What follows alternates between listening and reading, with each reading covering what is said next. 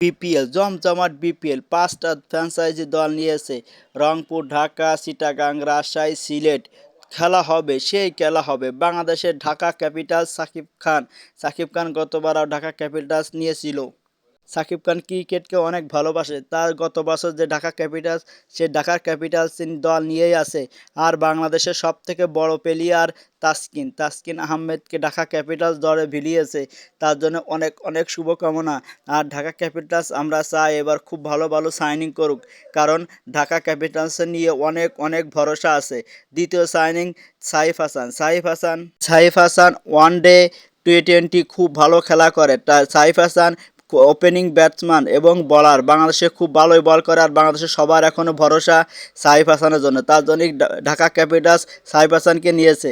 আর আমরা চাই ঢাকা ক্যাপিটালস এবার শিরোপা জিতুক, কারণ গত বছর শিরোপার খুব খারাপ খেলেছিল, এই জন্য শিরোপা তো দূরে থাক, শিরোপার কাছে ফিরতে পারেনি। এবার কি হবে?